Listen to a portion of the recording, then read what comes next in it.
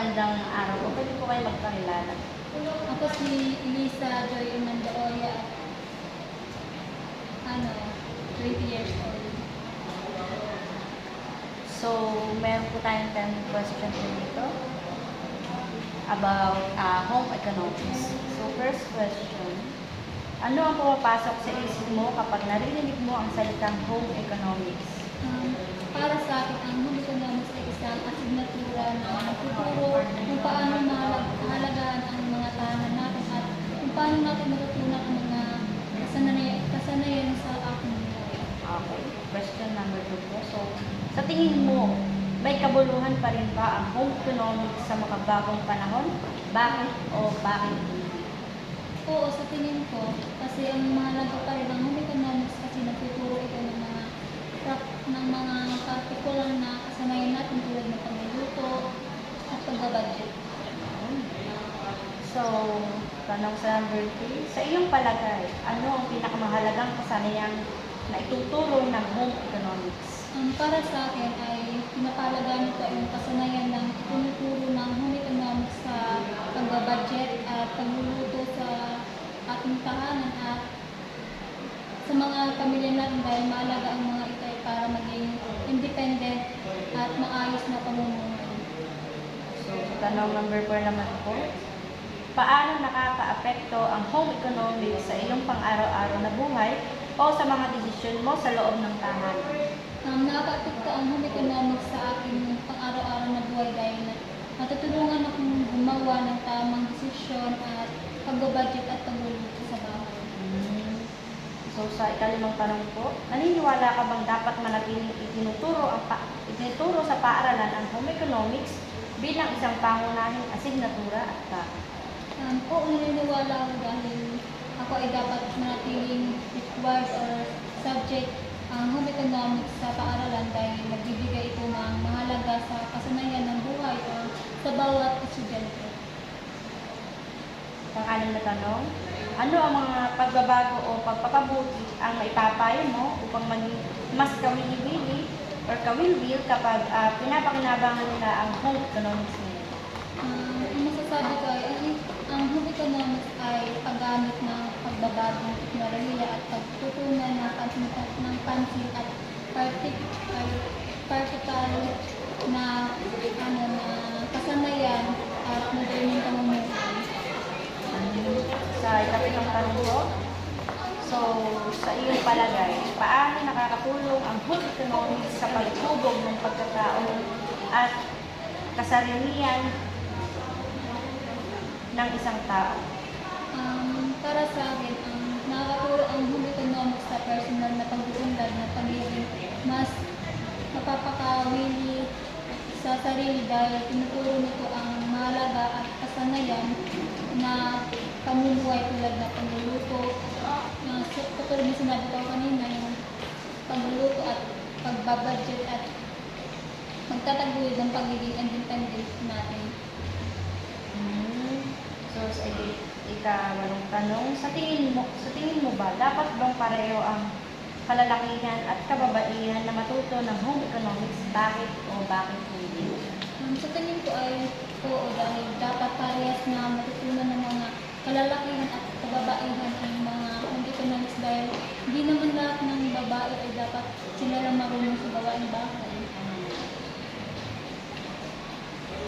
So, sa ikanilang tanong, ano sa palagay mo ang papel ng home economics sa pagsusulong ng matipid at sustainable na pamumuhay?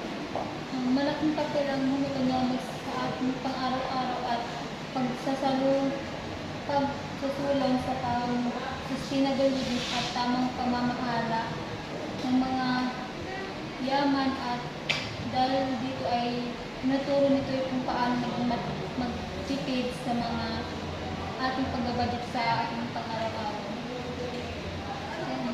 So, sa ika-10 tanong, so, hihikayatin mo ba ang mga kabataan ngayon na magkaroon ng interest sa home economics at bakit? Oo, hihikayatin ko silang maging dapat matutunan nila yun at siyempre Oo, hihikayatin ko yung mga kabataan na kailangan nilang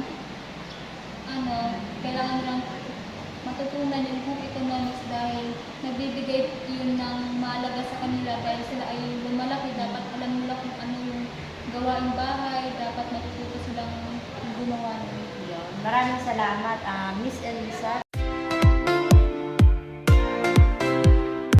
So, magandang umaga. Pwede po ba kayo magpakilala? Ako si Faith Asido, third year college. Ang course ko is BTB from LSPU Campus Union. So, meron po tayong 10 question about sa home economics. So, first question is, ano ang pumapasok sa isip mo kapag naririnig mo ang salitang home economics? Ang pumapasok sa isip ko is all about practical skills about cooking and finance management, lalo na kapag nagkaroon ka ng pamilya. Okay. So, sa question number 2, sa tingin mo, mahalaga pa rin ba ang home economics sa makabagong panahon ngayon? Bakit o bakit hindi?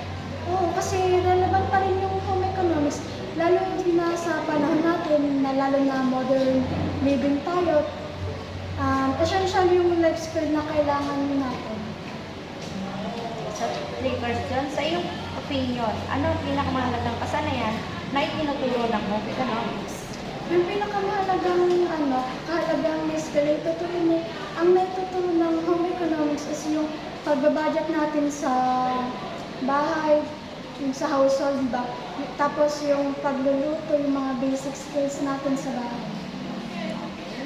So, pang-apat na tanong, paano nakakaapekto ang home economics sa iyong pang-araw-araw na buhay o sa mga desisyon mo sa buhay?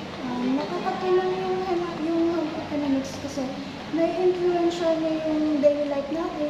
Natutulungan din tayo para maging mas better yung pang-araw-araw natin at saka yung mga sa paggawa ng pag-manage yun. So, palimang tanong, naniniwala ka ba na dapat manatiling required yung subject na home economics sa paaralan at bakit? Oo, kasi sa panahon kasi ngayon, marami kasing kabataan na hindi natututo sa mga gawaing bahay, puro na lang sa laro, edi mas kailangan nilang kaya kailangan hindi matanggal subject natin kasi mas kailangan ng mga younger yung mga ganong skills. Yun. So, ikaw na tanong, ano ang mga pagbabago o pagpapabuti ang maipapayo mo upang mas maging panabik at kapaki-pakinabang ang home economics sa panahon ngayon? Dapat manatili ang home economics sa pag-aaral dahil natututo ito ng mahalagang kasanayan sa buhay.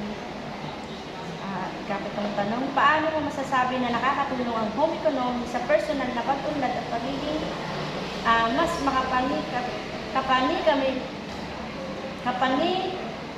paniwala at katiwalaan ng sarili? Para maging mas engaging ang home economics, gawing hands-on yung mga activities sa bahay. So, natanong, sa iyong palagay, dapat bang parehas na matutunan ng mga kalalakihan at kababaihan ng home economics? Bakit o bakit hindi? Para sa akin, dapat same sila matuto ng gawaing bahay kasi hindi naman lagi yung babae ang gagawa ng gawaing bahay. Lalo na kapag nagkaroon kayo ng family, tapos yung babae yung nag-work, paano na lang kung hindi maalam yung lalaki, hindi yung babae lagi ang nagawa ng gawaing bahay. Dapat both sila matuto ng home economics ganyan. Yes, tama na. Ikalay na tanong, ano sa tingin mo ang papel ng home economics sa pagsusulong ng sustainable living at tamang pamamahala ng mga yaman? Yung papel ng home economics ay yung pagtuturo ng sustainable living at resources management. So, last question lang. So, hihikayatin mo ba ang mga kabataan ngayon na magkaroon ng interest sa home economics? Bakit? Oo, hihikayatin ko sila kasi para magkaroon sila ng interest sa home economics dahil ito yung pinakamahalaga sa part natin, lalo sa ating pangkabuhayan, lalo sa pang-araw-araw natin na gawain. So, yun lamang po ang asido at maraming salamat po. Bye-bye!